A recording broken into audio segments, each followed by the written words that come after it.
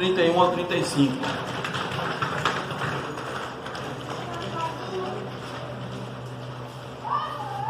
Vamos fazer essa leitura, como sempre, de forma bem atenta. Pedir ao irmão Zaqueu que leia. Naquela mesma hora, alguns fariseus vieram para dizer-lhe: retira-te e vai-te daqui, porque Herodes quer matar-te.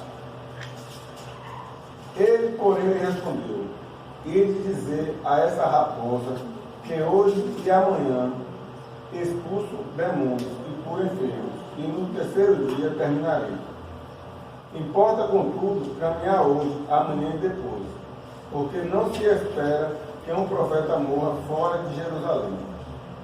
Jerusalém, Jerusalém, que mata os profetas e apedreja os que te forem enviados. Quantas vezes quis eu reunir teus filhos como a galinha ajunta do seu próprio ninho debaixo das asas, e vós não quisestes.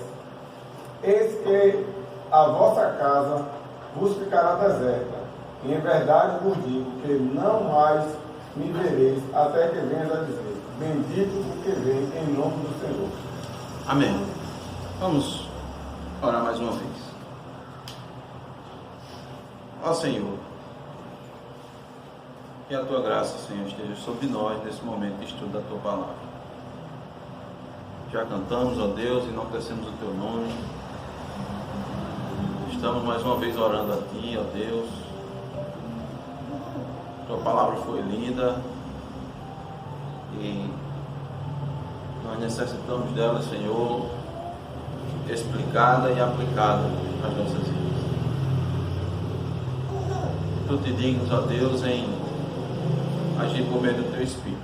Estamos aqui na Tua total dependência, Deus, e sabemos que não podemos falar da Tua parte senão por meio do Teu Espírito. Sem o Teu Espírito, ó Deus, falaremos da nossa parte, do que pensamos, ó Deus, do que entendemos. E certamente, ó Deus, isso não estará em harmonia com a Tua vontade, por mais que venhamos, Senhor, a falar em Teu nome. Por isso, meu Deus, misericórdia da Tua parte, nós te pedimos, para nós que vamos expor, Senhor, e para todos os que estão aqui presentes. Traz salvação, ó Deus, exortação, ânimo, para prosseguirmos com a nossa missão de profeta aqui na terra. No nome de Jesus Cristo, nós te pedimos. Amém. Amém. Irmãos,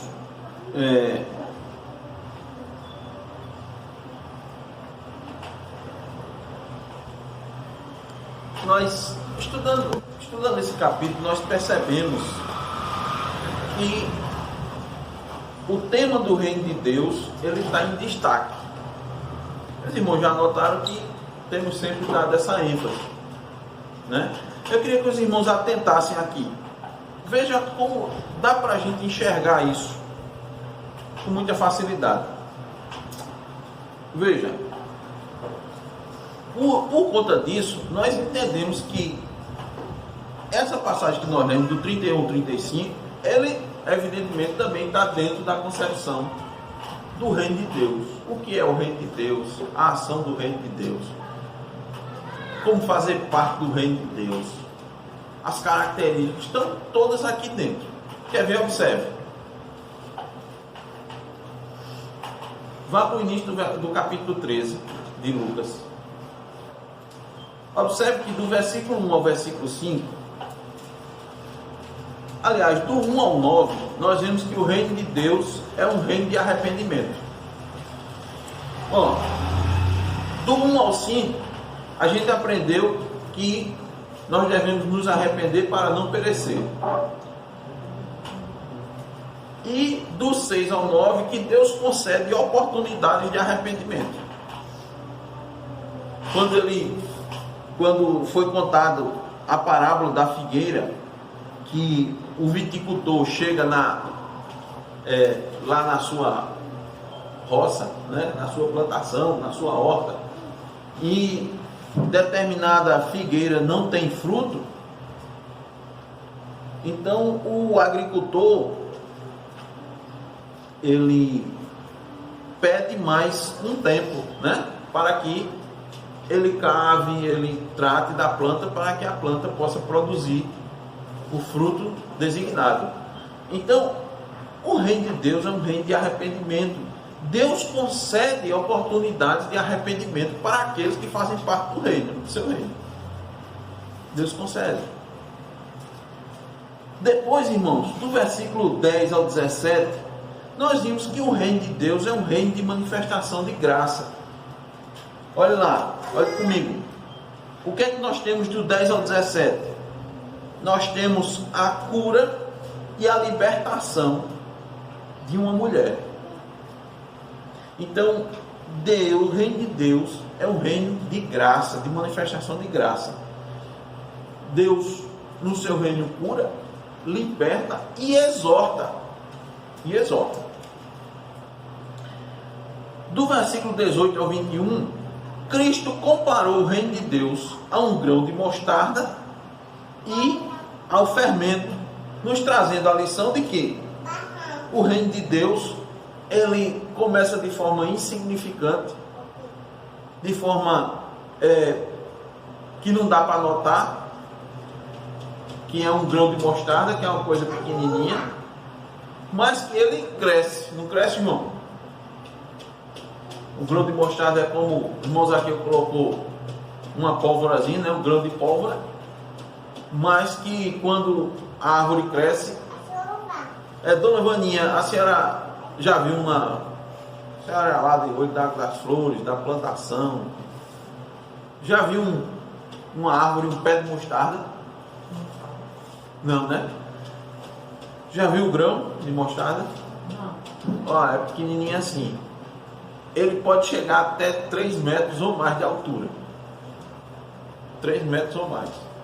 Então o reino de Deus, ele é semelhante a um grão de mostarda. Ele começa pequeno, mas cresce. Só que ele não tem um crescimento só numérico, ele tem também um crescimento qualitativo. Então ele é como um fermento. O reino de Deus é como um fermento. O fermento o que é que faz? Um pouco de fermento, ele consegue influenciar toda a massa. Então isso indica um crescimento, uma influência qualitativa de dentro para fora. Fazendo a comparação com o fermento sendo o ser humano, ele toma conta, ele influencia todas as áreas do ser humano. E também nós concluímos que para fazer parte do reino de Deus é preciso se esforçar para passar na porta estreita. Não é isso, não? Para você entrar no reino de Deus, só você entra pela porta estreita. Por quê? Muitos vão querer entrar de qualquer forma, mas não é possível. Não é possível. Então a gente percebe, irmãos, e espero que os irmãos tenham percebido que a temática aqui é o reino de Deus. A temática aqui é o reino de Deus. Veja, o versículo 31 do que nós lemos indica que a circunstância de alerta do fariseu a Jesus, que chegou um fariseu e alertou a Jesus. Veja isso, não é, Abraão? Leia o 31 novamente. Naquela mesma hora, alguns fariseus vieram para dizer: retira-te e vai-te daqui, porque Herodes quer matar. Então, quando ele diz isso, naquela mesma hora, nós entendemos que está dentro do contexto da última fala, né? Enquanto Jesus estava aqui mostrando que o reino de Deus, para fazer parte do reino de Deus, você tem que entrar pela porta estreita. Quando Jesus terminou de proferir aquelas palavras, naquela mesma hora, naquela mesma circunstância, naquele mesmo momento, vieram alguns fariseus para alertar Jesus.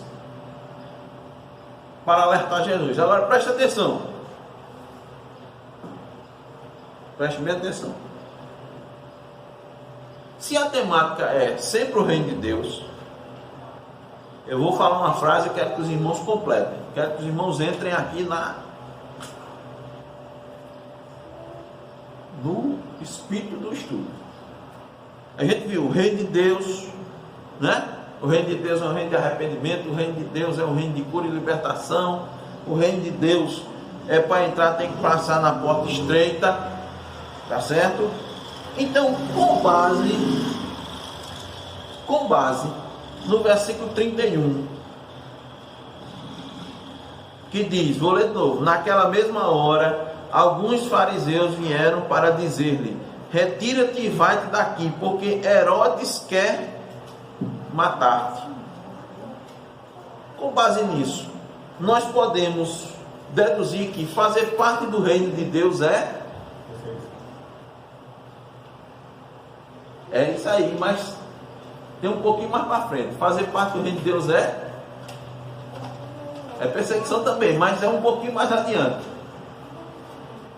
Bora, Abraão. Com base no versículo 31, fazer parte do reino de Deus é vamos lá, de novo. Isso é um exercício, a gente tem que se exercitar, porque o estudo hoje é meio substancial, não é meio feijão com arroz e carne seca. Um suquinho de acerola assim para ajudar a descer, viu? A gente tem que se aquecer um pouquinho hoje, tá? Eu sofri ameaça de morte. Opa! Fazer parte do reino de Deus é Risco de vida. é correr risco de vida. Tá? Concorda, Ramon? Concorda, Simone? Você não sabia disso não, era maligno quando entrou no reino?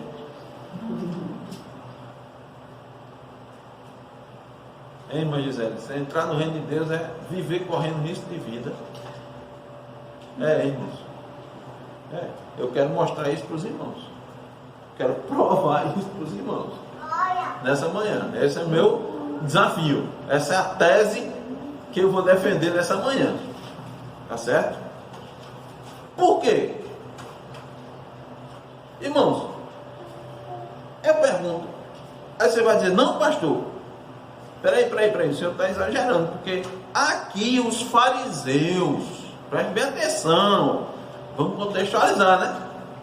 Os fariseus é que vieram dizer para Jesus que Herodes queria matá-lo.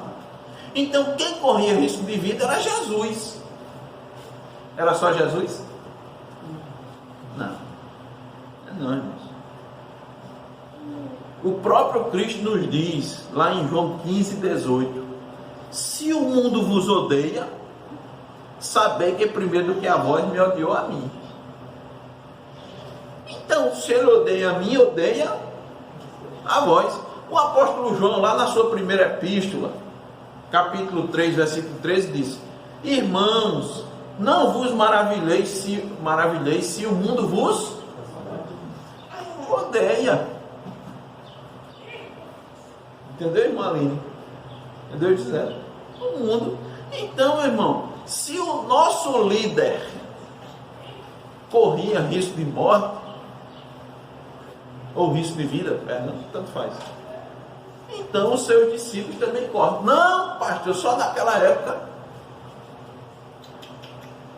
Por isso, irmãos, o título do nosso estudo é Cumprindo a Missão de Profeta até a Morte.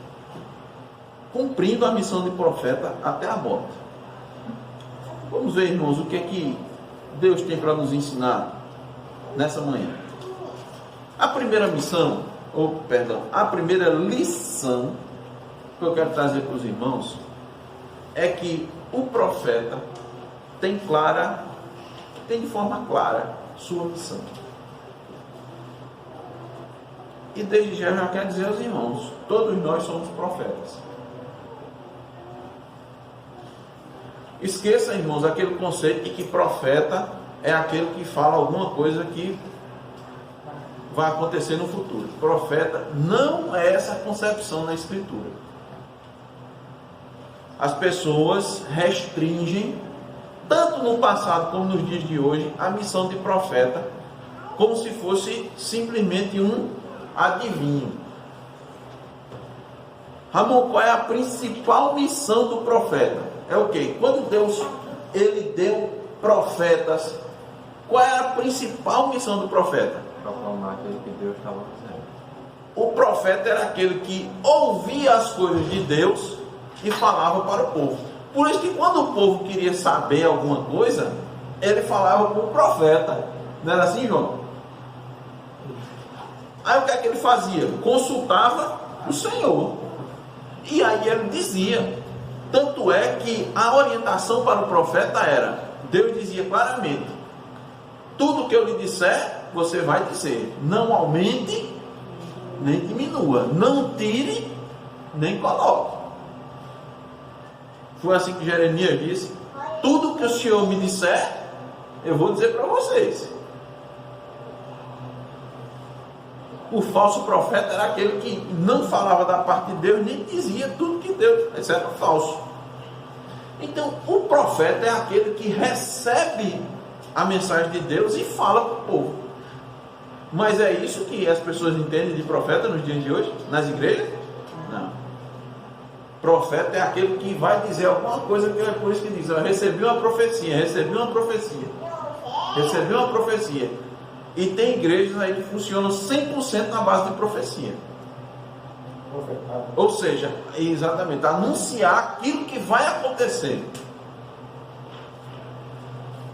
Irmãos, nós já temos nas nossas mãos tudo o que vai acontecer. Está aqui. Tudo que foi escrito para o nosso ensino foi escrito. Toda a escritura é inspirada por Deus e útil para o ensino, para repreensão, admoestação, para que o homem de Deus seja perfeito e perfeitamente preparado para toda boa. É por isso que nós temos isso aqui nas nossas mãos. Deus nos deixou toda a revelação nas nossas mãos. Então toda a profecia está aqui. Está aqui o que está acontecendo nos nossos dias. Está aqui registrado. Está aqui o que vai acontecer no fim dos tempos. Então a profecia está aqui. Ontem a gente teve a oportunidade, né? E leu. Só para os irmãos terem noção. Dona Vaninha, as coisas estão caras, então? Muito, então? Gás de cozinha, né? A gente chega assim, tá uma coisa absurda. Você fica olhando assim, mas, minha gente, você fica procurando o que se explica esse preço. O que explica o preço? A pandemia, não é mais a pandemia que as pessoas voltaram a trabalhar. Ou não voltaram? O mundo voltou a trabalhar, meus irmãos. As pessoas voltaram a produzir. Agora me diga, hoje as coisas estão mais caras do que no pico da pandemia. Estão ou não estão? Ah, para estar melhor não, irmãos, aqui. O quê? Antes a gente estava isolado, todo mundo dentro de casa, trancado. Só abrir supermercado, farmácia, né? Entrava uma pessoa por família. A gente foi entrar no supermercado aqui, que a pergunta da família não, só entra um. Só entra um. E por que hoje está mais caro do que no pico da pandemia? Abra aí rapidamente em Apocalipse 6.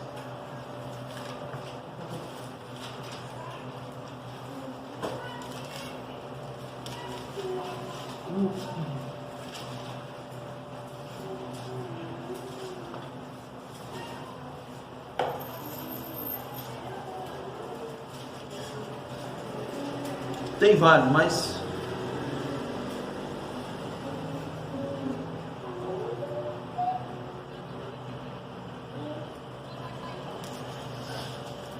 eu vou ler só do versículo 5 e 6.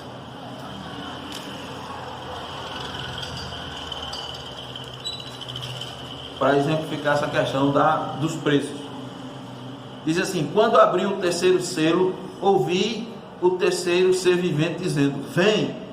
Então vi, eis um cavalo preto e o seu cavaleiro com uma balança na mão. A balança para pesar, né? Balança para medir, né, o peso das coisas. E disse assim: e eu vi uma como que voz no meio dos 4 seres viventes, dizendo: uma medida de trigo por 1 denário, 3 medidas de cevada por 1 denário, e não danifiqueis o azeite e o vinho. Irmãos, uma medida de trigo por 1 denário, quanto é que custava 1 denário? Diz aí, irmãos, aqui mais ou menos. Aí na Bíblia de estudo, às vezes diz: 1 denário custava tanto. Veja aí, por favor, para mim, que eu esqueci de pesquisar hoje de manhã, não decorei. Denário, salário de um dia de trabalho. Olha só. Esses preços sofrem inflação de cerca de 12 vezes mais do que o normal, de modo que uma família com muito instrumento consegue evitar morrer de fome. Mateus 24, 7. Como é 12 vezes? 12 vezes mais do que o normal. Isso indica o que, irmãos? No popular, caristia. Nós estamos vivendo um momento de caristia? Está aqui previsto, irmãos. Terceiro selo. Terceiro selo. Você não precisa de alguém, irmãos, hoje em dia abrindo a boca dizendo: isso vai acontecer contigo amanhã, depois. Você já está na Escritura, a vontade de Deus já está expressa. Esse período aqui, o povo de Deus já devia estar, ou deve estar, ciente do que vai acontecer. Irmãos, a palavra de Deus é suficiente para a gente. É direção. Está aqui, vão abrir, as mortes vão acontecer. Está aqui. 4º selo. Quando o cordeiro abriu o 4º selo, ouvi a voz do 4º ser vivente dizendo: vem. E olhei, e eis um cavalo amarelo, e seu cavaleiro sendo este chamado Morte, e o inferno o estava seguindo, e foi-lhe dada autoridade sobre a 4ª parte da terra para matar a espada, pela fome, com a mortandade por meio das feras da terra. Não está acontecendo isso não. Não tem gente morrendo de fome não. E com essa pandemia? Estamos vivendo, irmãos, um milênio. Está aqui, está claro. Esses acontecimentos vão se suceder. Não, mas já aconteceu antes da humanidade. Sim, é porque você tem que entender, da volta de Cristo até agora, esses eventos vão se sucedendo. Vão acontecendo um momento, depois vem acontecendo outro, depois vem acontecendo outro, depois vem acontecendo outro. Se cumprindo o que diz a Escritura, até o momento em que Cristo vai voltar. Até Cristo vai voltar. Então, meus irmãos, nós somos profetas. O profeta não é aquele que anuncia aquilo que Deus diz. E qual foi a ordem dada à igreja? João, quando Jesus Cristo ressuscitou, e as últimas palavras dele, qual foi a ordem de Cristo dada à igreja? E fazer o quê? Pregar, seja profeta. Fale da parte de Deus. O que é o Evangelho? Não foi que Cristo mandou? Fale da parte de Deus. Então todo cristão, irmãos, é um profeta. Então, se todo cristão é um profeta, essa mensagem é para a gente. Então, o profeta, a primeira lição, o profeta tem clara, ou seja, tem clareza da sua missão. Versículo 31. Naquela mesma hora, alguns fariseus vieram para dizer-lhe: retira-te e vai-te daqui, porque Herodes quer matar-te. É interessante, irmãos, que aqueles que odiavam Jesus estavam trazendo um alerta para ele. Tem alguma coisa aí, né? Provavelmente querendo que ele vá embora. Eles queriam mesmo. Porque os fariseus não eram normalmente inimigos de Cristo? Nós estudamos antes, foi em Lucas 11, Cristo pronunciou 3 ais contra os fariseus. Está lá, Lucas 11, 37 a 44. Condenando os fariseus. E ele, Cristo, ainda alertou seus discípulos contra o fermento dos fariseus. Lucas 12, de 1 ao 3. Então veja, aqueles que odiavam Jesus estavam trazendo um alerta para ele. Mas é porque eles tinham um objetivo, não é porque eles estavam querendo, né, ajudar Jesus. Eles tinham um objetivo. Agora, o mais importante é como Jesus reage a essa ameaça. Como é que Jesus reage? Versículo 32. Quem lê aí, por favor?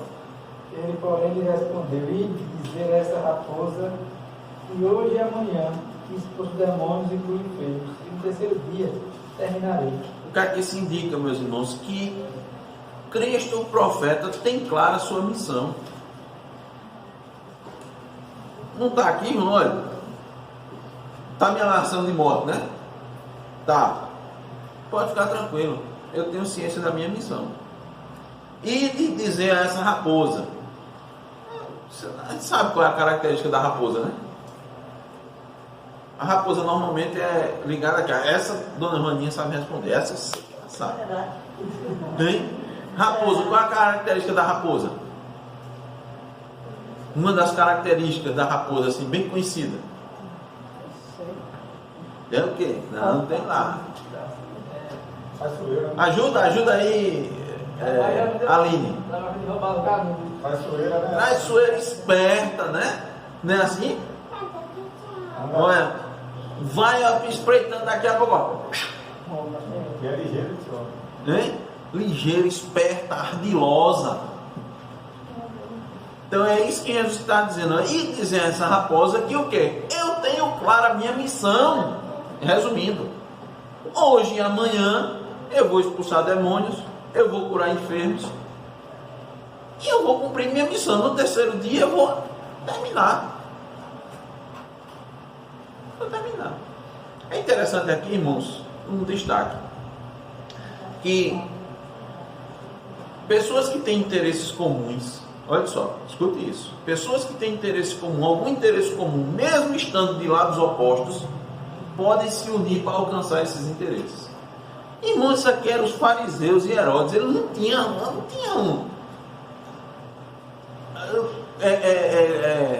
não tinham essa aproximação toda, não. Eles se aproximaram por causa de quê? Jesus, para perseguir Jesus. Para perseguir Jesus. Não pense não. Não, rapaz. Religiosamente e politicamente, os fariseus e Herodes tinham posições contrárias. Tinham posição contrária. Herodes fazia parte da religião dos fariseus, era fariseu Herodes? Nada. Hein? E isso religiosamente e politicamente. Herodes oprimia o povo judeu. Agora, pessoas tão distintas se reúnem, irmão. Se reúnem. Quando quer um objetivo, se reúnem. Olha como a Bíblia é maravilhosa. O inimigo do meu inimigo é meu amigo. Isso aí. O inimigo do meu inimigo é meu amigo. Depois você diga aí que a Bíblia não explica essas uniões aí dos políticos, dos partidos, não sei o que, dessas coisas. Se eles estão ligando aí para ideologia, não estão ligando para coisa nenhuma. Eles têm um propósito. Se eles tiverem o mesmo propósito, eles se juntam. Depois eles se separam, não querem saber. Quer saber de coerência, de honradez, não existe isso. Isso é muito comum. Pode saber. Então, Herodes queria Jesus distante. Tem muitos detalhes aqui, irmão, mas é tão bela a palavra de Deus que... Deixa eu trazer, olha. Por que Herodes? Herodes, irmão, foi aquele que decapitou João Batista. Porque ele queria, a Bíblia diz, dá para entender porque ele queria, a gente estudou isso, ó. Vê aí, Lucas 9, do 7 ao 9. Vou adiantar, porque tem muita coisa aqui.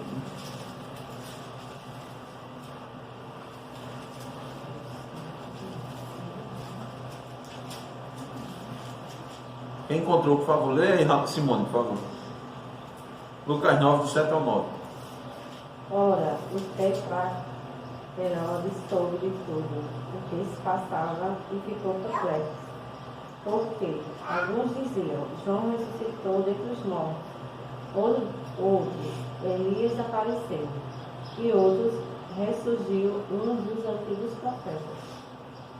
Do 7 ao 9, deu tudo? Sim. Não. Herodes, porém.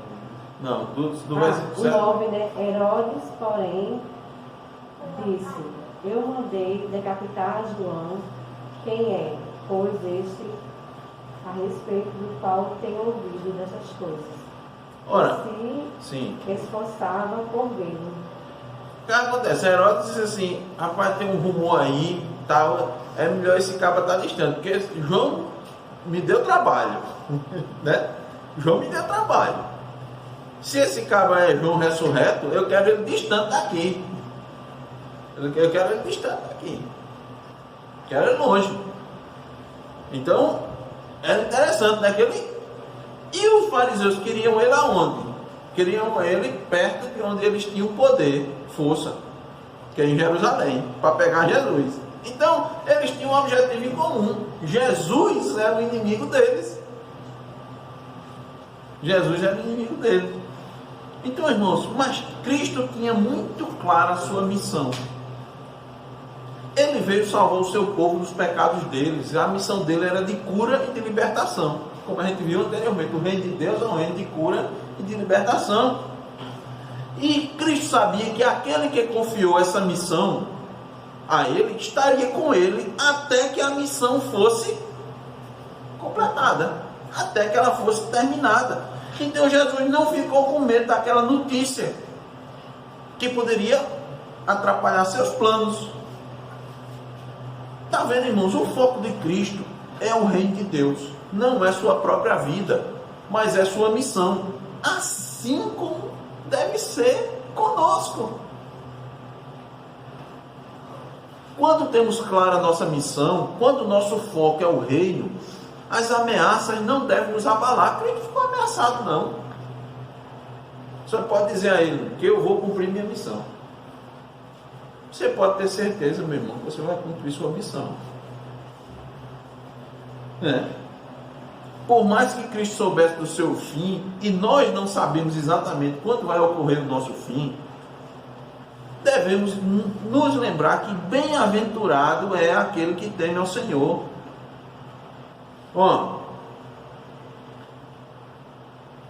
O Salmo 112, 7 diz assim: o bem-aventurado não se atemoriza de más notícias, o seu coração é firme, confiante no Senhor. É assim que nós devemos viver. As coisas futuras devem ser postas nas mãos de Deus. Por quê? Porque Ele nos deu a missão. Ele nos deu a missão. E eis que estou convosco Todos os dias. até quando? Continuação. Mas antes disso Ele deu a missão, não deu? Qual foi a missão? Ser profeta. Entendeu? Você vai cumprir sua missão, meu irmão. Por isso que para o cristão não existe sorte, não existe azar, não existe acaso, não existe acidente, mas existe a providente mão de Deus, que está ali para que você alcance sua missão. Aí você tem que se entregar na providência de Deus. Porque o caminho de Deus é na tormenta. Você já ouviu esse finalzinho desse versículo? Eu agora não lembro não. O caminho de Deus, irmãos, é na tormenta. Não é na facilidade. Nós estávamos lendo, né, a questão de que tem hora que Deus nos dá. Tu lembra, Ruquinho, quando a gente estava lendo o Peregrino, tem hora que Deus deu a cristão e a esperança um momentinho de refrigério, né? O rio da vida ali, que eles tomaram água e passaram alguns dias, não foi tomando água do rio da vida, se refrigerando. Tinha os frutos, né? E ele comendo e se fortalecendo. Deus dá esse momento. Mas depois, na caminhada para o país, o caminho fica estreito, apertado, os pés começam a doer. Mas ele disse que vai estar com você ali para você cumprir com sua missão. Então, irmãos, não devemos ignorar os meios Por quê? Porque às vezes os meios que Deus nos traz são as dificuldades, e é comum. As perdas, as dores. Isso é importante para o quê? Para que você cumpra a sua missão. Então Deus vai conduzir sua vida. Você pode não entender, também não precisa entender, irmãos, aqui. Não. Precisa o quê? Creio. Você não crê. É claro que nós não devemos negligenciar os meios. Negligenciar os meios é fanatismo, não é fé bíblica, entenda. A gente sempre tem que ter o equilíbrio, né? Entendeu? Você não vai cego. Cristo nunca mandou você ir cego para as coisas. Mandou você ir confiante. Mas tem os meios, não tem, amor? Tem os meios, tem os sinais que Deus nos dá. Ele vai mostrando, Ele vai nos ensinando. Até porque você não tem nenhum cristão que seja, entre aspas, burro. Todo cristão, na verdade, é muito esperto e muito inteligente, porque ele sabe daquilo ali. As pessoas ficam dizendo, não, você é louco porque você está seguindo isso e está seguindo o cego. Não, ele não está seguindo o cego. Na verdade, ele tem mais noção do que você da situação. Por isso que ele está seguindo por esse caminho. Por esse caminho. Porque esse caminho é um caminho, não é o caminho do raciocínio lógico, aliás, não é do raciocínio humano. Certo? Não é o caminho do raciocínio humano. Porque as decisões não são humanas. As decisões são baseadas, são decisões espirituais.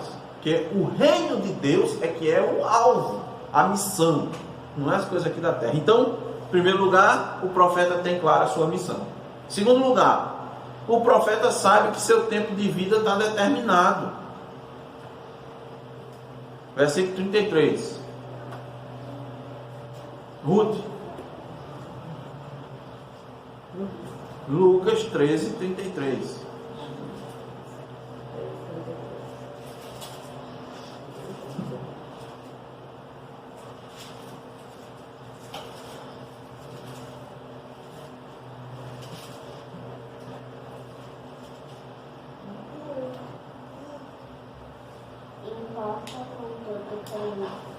Importa, contudo, caminhar hoje, amanhã e depois, porque não se espera que um profeta morra fora de Jerusalém. Olha só, ele tem claro ou não tem que seu tempo está determinado?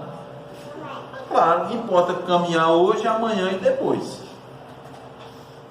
Porque não se espera que um profeta morra fora de Jerusalém. Nós já aprendemos, irmãos, e nunca é demais relembrar, que quem faz parte do reino de Deus não deve temer a morte. Nem deve temer aqueles que podem nos levar à morte. Não foi assim que a gente viu em Lucas 12, 4, a parte B? Não temais os que matam o corpo e depois disso nada mais podem fazer. Não temam. É muito comum, irmãos, as escrituras, preste bem atenção no que eu vou dizer.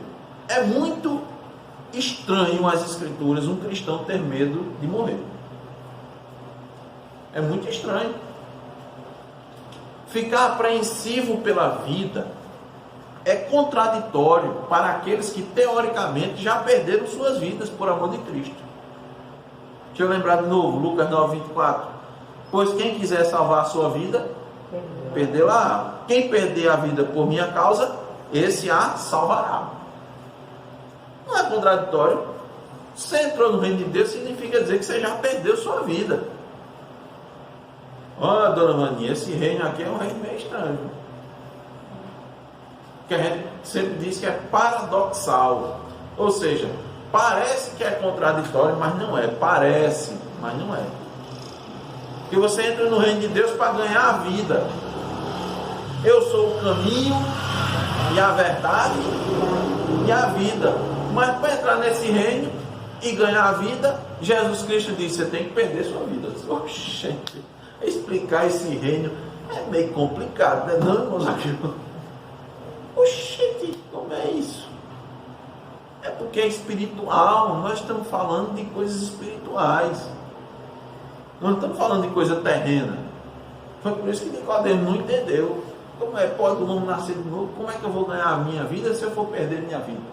Como é que eu vou salvar a minha vida se eu vou entregar totalmente minha vida? Como é isso? Como é isso? Isso é o reino de Deus. é espiritual. Então, irmão, só escute bem isso. O cristão, aquele que é crente de verdade, tem que estar familiarizado com a morte. Tem que pensar na morte. Tem que entender que a morte é lucro. Porque ele o cristão, estou falando do cristão, do crente. Pois precisa morrer todos os dias. O cristão precisa morrer todo dia.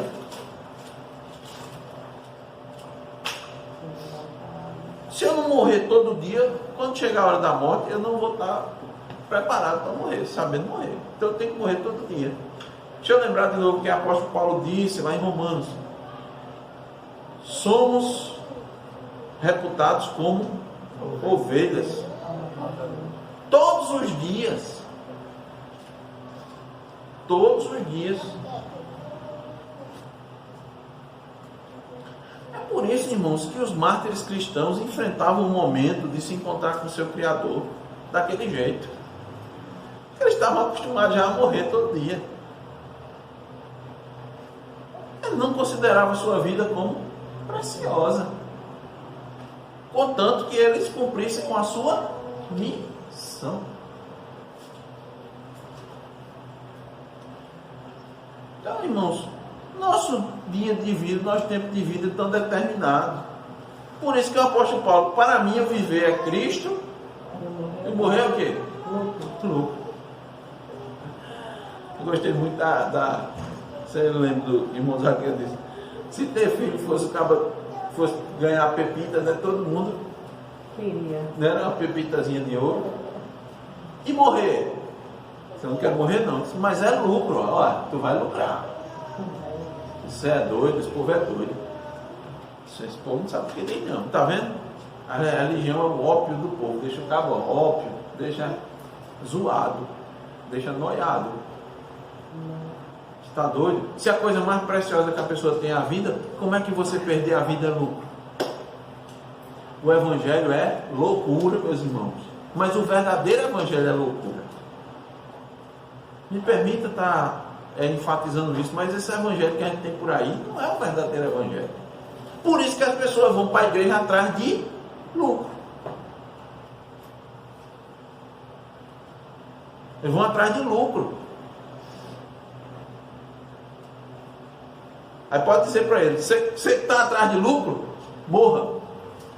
Como é? Morra? Porque o apóstolo Paulo disse que morrer é lucro. Quer? Não, é assim não. É, que a Bíblia diz que é. Por isso que é tão difícil assim, quando diz assim, para você evangelizar uma pessoa, falar do amor de Cristo. Você tem que ir evangelizar. Não chame para o poder assim, vá lá visitar a gente. Aí você já começa, meu Deus, me orienta como eu devo falar. Aí o Espírito vai dizendo, aí eu vou olhar para trás e falar, tá certo, eu vou um dia, desse jeito, né? Porque não quer vir, não vem. Menina, quanta gente tem falado, né? Tem mostrado, mas não quer, não vem. Então é mais fácil chegar assim, Jesus te ama, vai lá nos visitar, tem uma bênção para você, aí vem. Ontem de noite teve uma oportunidade, foi a mesma coisa. A gente apresentou assim a verdade do Evangelho, a pessoa disse, mas eu entendo desse jeito. Mas a verdade é pegar a Bíblia de Gênesis, abrir em Gênesis, Salmo, Jó, Apocalipse. E aí, eles, mas eu prefiro ficar com meu entendimento. Mas se quiser estudar, a gente está lá estudando. Irmãos, nossa perspectiva de vida não pode ser aquela determinada pelo IBGE. Você não pode ficar com aquela perspectiva do IBGE. O IBGE tem uns cálculos, tem? Tem, dizendo. Inclusive que a expectativa de vida do brasileiro, das pessoas, está aumentando bastante. Não pode ser essa. O cristão não. Olha, é bom para o cristão considerar que talvez ele tenha 2 ou 3 dias apenas para frente.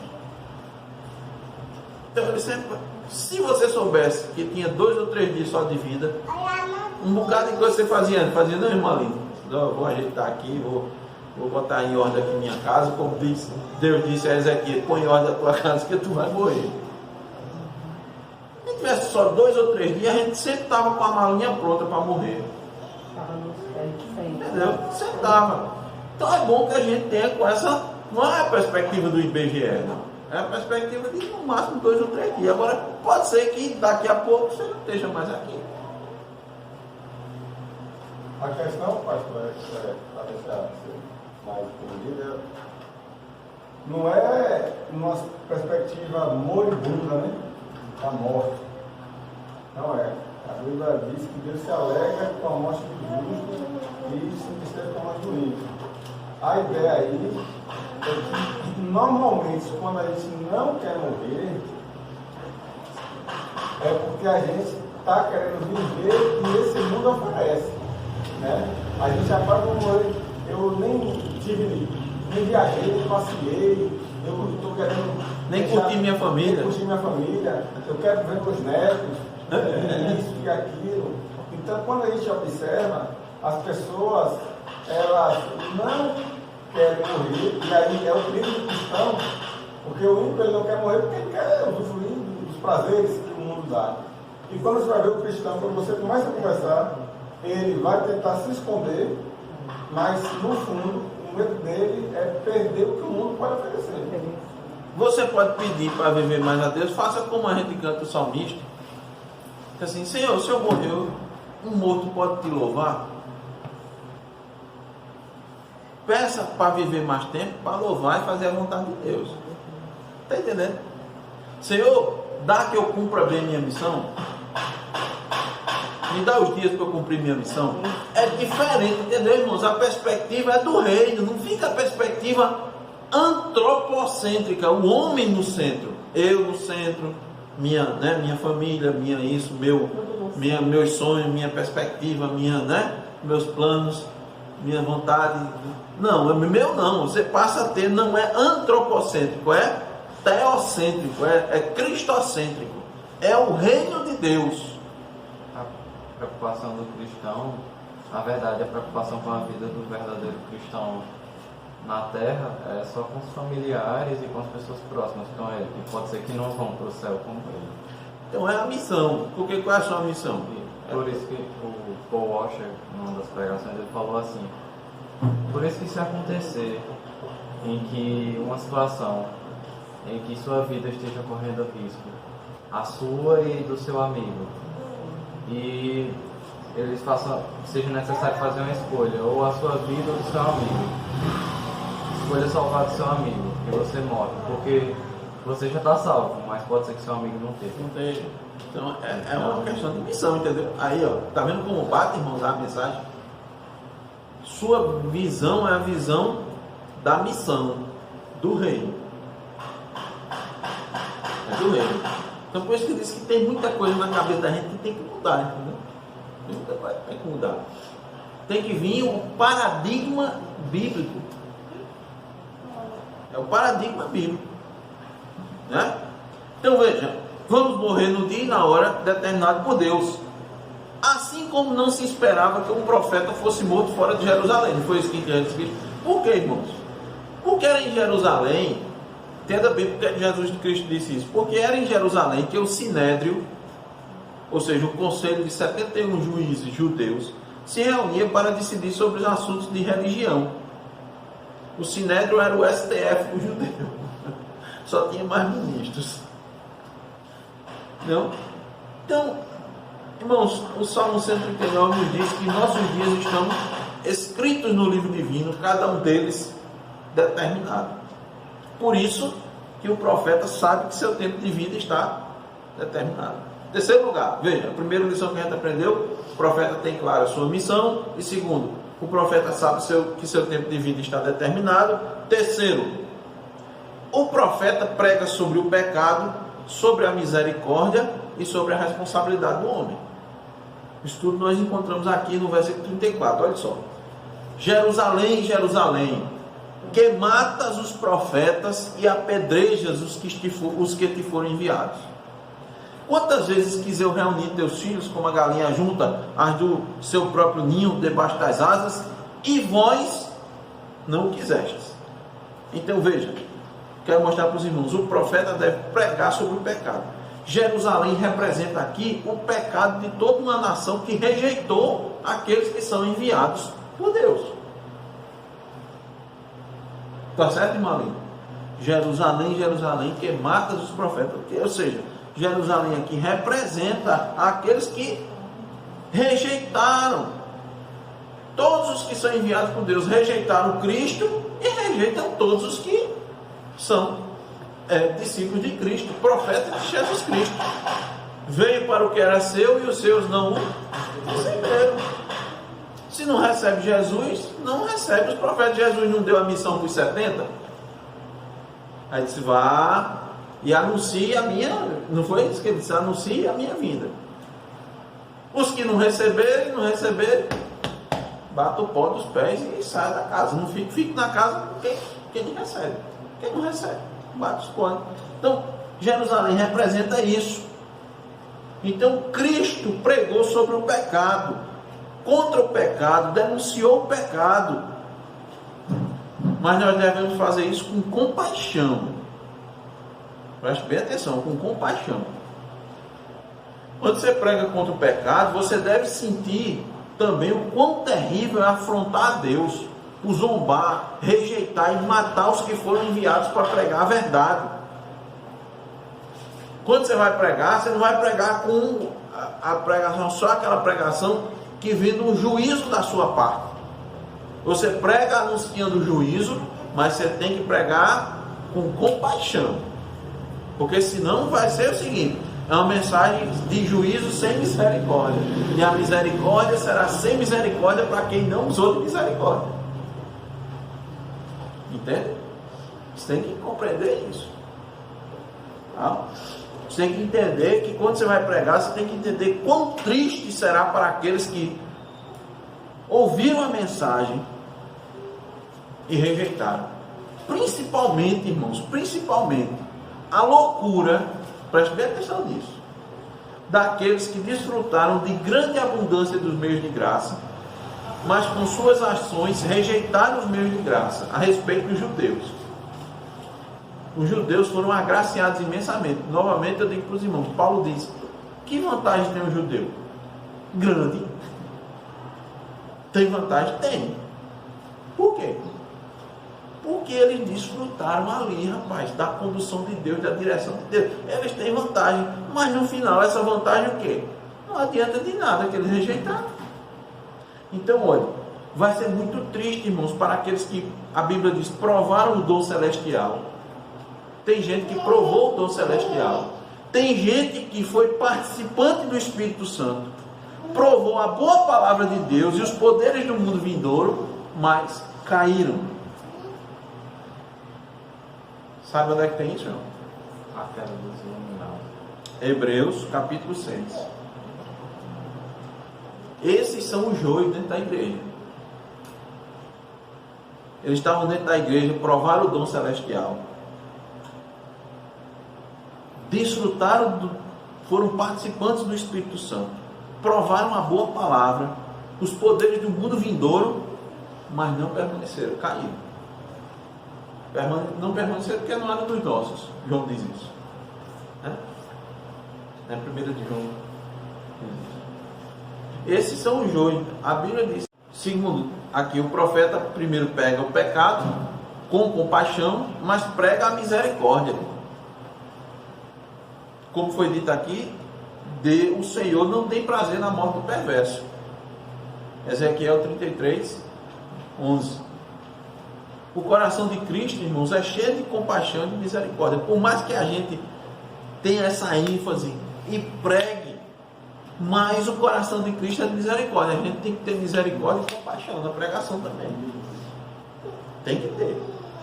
Temos que estar imbuído nisso. Cristo não discrimina ninguém, judeu, grego, escravo, livre, não é? Ele não faz acepção de pessoas. Isso tem nada a ver com eleição. Pessoas dizem que Deus não pode eleger porque não fazer acepção de pessoas. Não existe um grupo específico, como os judeus pensavam que eram só eles. Por isso que a Bíblia diz, não faz acepção, judeu, grego, de lá, de cá, Olho d'Água das Flores, Belmiro, qualquer lugar. Então ele não discrimina ninguém, irmãos. Até aqueles que o perseguiram com toda a força, ele traz para a família. Por isso que o amor de Deus é sem medida, nos constrange. Quem é que ia acreditar que o apóstolo Paulo tinha se convertido? Até o profeta que foi lá, Senhor, vai lá para tu cuidar de Saulo. Senhor, esse homem matava o povo. Claro que ele é um eleito, um escolhido. Tem que entender, olha a misericórdia, irmãos. A mensagem de Cristo é: vinde a mim, os que estáis cansados e sobrecarregados, e eu vos aliviarei. Veja, aqui está ligado a essa palavra, irmãos.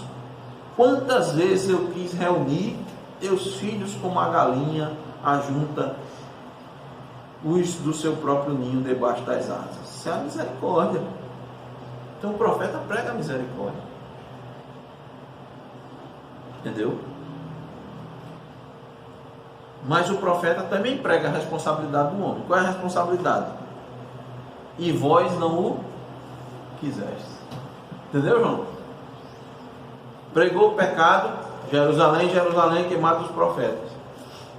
Prega a misericórdia. Eu quis reunir teus filhos, então eu preguei aqui, preguei em todo lugar, não foi? Agora você é responsável. Não o quiseste. Acaba de dizer: eita, pastor, agora acabou a soberania na salvação agora. Quer ver? Vou mostrar que não. Aqui está querendo dizer, irmãos, vós não o quisestes.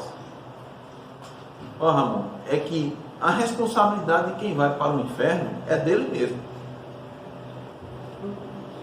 O que quer dizer é isso aqui. Você não pode atribuir a culpa a Deus, a Cristo ou ao Espírito Santo para quem rejeita o Evangelho. Olha só, de novo, olha o paradoxo. Vida cristã é paradoxal. Maravilhoso isso. Qual é a verdade? Preste atenção agora. Pega essas duas passagens de João. Abraão, leia aí João 5,40.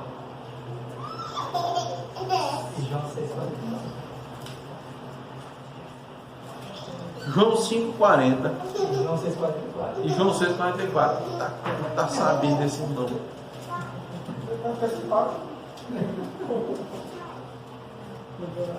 Bem vejo que és profeta. João 5,40. João 5,40 e depois João 6,44. João 5,40. Atenção, a leitura aqui, João 5,40. Contudo, não quereis vir a mim para ter vida. A responsabilidade é sua. Não quereis. Eu estou pregando, o evangelho está sendo apresentado, mas você não quer. Acaba de só, está vendo que é o cabo decide? Aí vem João 6,44. Diz o quê? João 6,44. Ninguém pode vir a mim se o Pai que me enviou não o trouxer, e eu ressuscitarei no último dia. Se você não quer vir a mim, aí você está rejeitando. Então, vai quem quer. Não, não vai quem quer. Vai, ninguém pode vir a mim se o Pai que me enviou não trouxer. Só vai a Cristo quem o Pai encaminha para Cristo. Só. A responsabilidade é do homem. Quando Cristo disse: Jerusalém, Jerusalém, eu queria lhe trazer, por quê? Porque era misericórdia. Misericórdia. Deus não tem prazer na morte do ímpio. Cristo não tinha prazer de ver aquele povo rejeitando ele, irmãos. Ele não tinha prazer nisso, não. Ele se alegra com um justo quando se arrepende, né? A alegria do céu. Mas quando entra alguém no inferno, os anjos não estão batendo palma e achando bom, não. Não. Entendeu? Não tem prazer na morte. Deus não é desse jeito. Agora ele é justo. A questão é que a gente entender a justiça. Concluindo, para a gente finalizar, já está. Deixa a gente concluir aqui em 6 minutos. Mas lembrando, primeiro, o profeta tem clara a sua missão. Foi a primeira lição, não foi? A segunda, qual foi? O profeta sabe profeta sabe que seu tempo de vida está determinado. Terceiro, esse é maior. E o profeta prega sobre o pecado, a condenação e a misericórdia. Isso. O profeta primeiro prega sobre o pecado. Prega. Para falar da misericórdia, primeiro você tem que falar do pecado.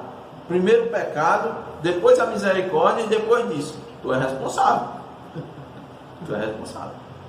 Em quarto e último lugar, fechando.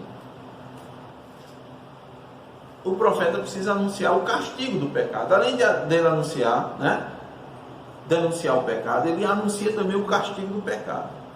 Versículo 35. Leia, por favor. Eis que a vossa casa vos ficará deserta, e em verdade vos digo que não mais me vereis até que venhais a dizer: bendito que vem em nome do Senhor. Então, irmãos, o homem vai colher aquilo que ele plantou. Certo? Aqueles que não deram ouvidos aos profetas, aqueles que não receberam bem os que Deus enviou, sua casa ficará deserta. Sua casa ficará deserta. Haverá um abandono definitivo da parte de Deus. Eles não vão mais gozar da graça, sequer da graça comum, da palavra de Deus. Os raios da graça não mais vão alcançá-los. Lembra que os iluminados, eles foram alcançados pelo raio da graça. A gente estava vendo assim, Potifar foi abençoado por causa de José. A casa de Potifar prosperou, meu irmão, por causa de quem? José. Quem está perto de alguém abençoado, irmãos, é abençoado. Quer seja cristão, quer não seja. Deus faz isso. Deus abençoa as obras da mão. Bom é estar perto, irmãos. Por isso que o Salmo 15, que é o cidadão dos céus, diz que ele tem prazer em estar perto do justo, mas aborrece os que desprezam a Deus. Ele tem prazer na companhia dos, presta atenção nisso, tem prazer na companhia dos justos. Porque eu sei que ali no meio do justo eu sou abençoado. Tá, irmãos? Então, um momento você precisa anunciar isso. O profeta anuncia o castigo do pecado. Diz: olha, uma hora as portas do evangelho vão se fechar. Uma hora as portas do evangelho vão se fechar. E aí, meu amigo, olha, enquanto a igreja está aqui, por isso que não tem aquele negócio, sabe, irmão, da igreja ser arrebatada por ficar aqui. Isso é ideia maluca, isso. Desculpa. Falei agora igual a Fera Enconado. Pode suspensão. É uma ideia, irmão, que não faz sentido a igreja deixar aqui a terra. Irmão, a igreja, os cristãos são sal da terra e luz do mundo. Saiu o sal, saiu a luz, fica o quê, irmão? Vai apodrecer a terra. Aí vão ficar alguns aqui para que pode ser que eles sejam iluminados. Quem? Quem vai pregar o evangelho? Quem vai exortar? Quem vai instruir? Quem vai cuidar? Quem vai falar da misericórdia? Né? Quem vai falar do pecado? Quem vai mostrar o castigo do pecado? Se a igreja subiu, se os profetas foram embora, não tem lógica, não tem sentido isso. Então, irmãos, o profeta anuncia que o castigo do pecado o castigo final do pecado é o abandono total de Deus. Aí ele diz assim, Cristo disse: não mais me vereis até que venhais a dizer, bendito que vem em nome do Senhor. A Bíblia diz que uma hora todo joelho, toda língua vai confessar. Então Cristo está dizendo: olha, vocês só vão me ver nesse dia, ou seja, quando for tarde. Aqueles que rejeitam os profetas do Senhor só vão ver de novo essa palavra quando for tarde demais. Não tem jeito. Então, finalizando, irmãos, eu pergunto: você entendeu que todo cristão é um profeta? Todo cristão é um profeta. Todo cristão, irmãos, tem uma missão. de pregar, de falar, de anunciar. Agora lembre claro da sua missão. Se Deus lhe chamou, se colocou você no reino, você tem uma missão. Você tem clara essa missão? Está claro para você, pelo menos agora? De novo, que a gente costuma dizer, Deus não chamou a gente, irmão, não chamou o crente para esquentar banco de igreja. Agora é cadeira. Chamou. Nós temos a nossa missão. Nós temos uma missão. Temos que pregar sobre o pecado. Temos que denunciar o pecado. Nós não podemos ser coniventes com o pecado.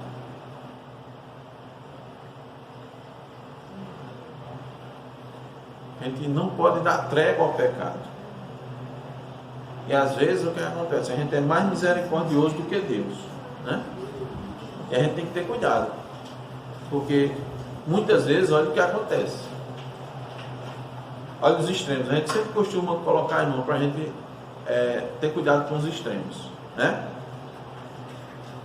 Aí você agora fica um audaz pregador contra o pecado. Agora você tem que lembrar, viu? Primeiro, você tem que,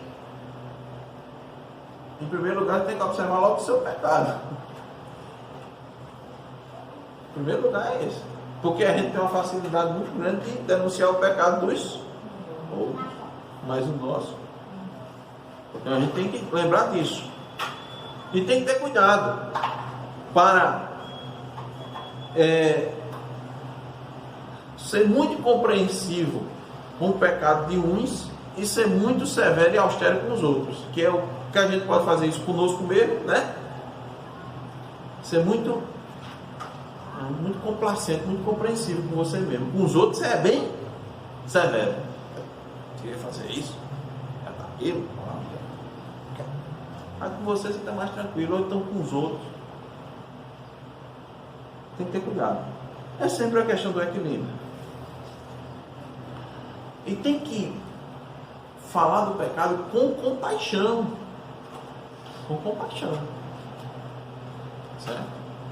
Tem que sempre lembrar disso. Tem que lembrar que o nosso tempo está determinado. Como o irmão Zaqueu destacou aqui. Você não vai querer estar morrendo todo dia, não é isso. Você não está falando disso, nem viver moribundo, não. Você vai viver a vida que Deus lhe deu todos os dias da melhor forma possível. Você não vai estar apegado às coisas desse mundo, tem que ter cuidado. Seu tesouro está no céu, deve ser posto no céu, não na terra. Cuidado, porque a gente tem facilidade disso. Seu tesouro está onde? Qual é o seu tesouro? Qual é o seu maior tesouro?